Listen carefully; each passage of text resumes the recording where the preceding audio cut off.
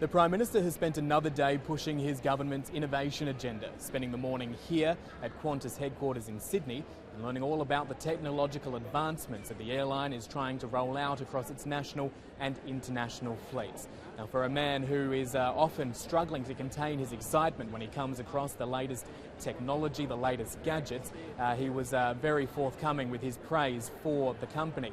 However, when discussion turned to technology that his own party has been using, and in particular software it's purchasing from a Liberal-owned company called Parakelia, he was less than forthcoming, saying again that the matter is purely for the Liberal Party executive to deal with.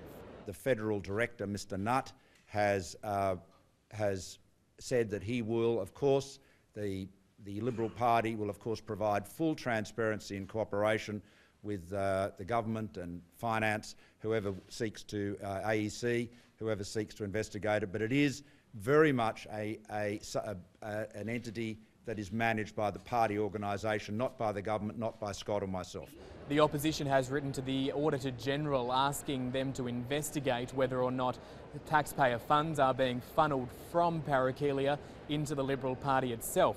And the opposition leader Bill Shorten has answered some questions about Labor's approach to software that it uses to grab information about voters after it was revealed under a Freedom of Information request that a similar setup was in place for the Labor Party in recent years. The Labor Party has no ownership structures at all of Magenta liners. I don't know every transaction they've had at the state level, but what I do know is that the clear difference here is that the Liberal Party, they love a dollar, these Liberals. What they've done is they use the taxpayer allowance to buy software and to train, but what they've managed to do is create their own business. So they use the taxpayer allowance and they pay themselves. Mr Turnbull has also faced questions about whether or not the man he ousted from the nation's top job, Tony Abbott, would ever make an appearance in a Turnbull ministry.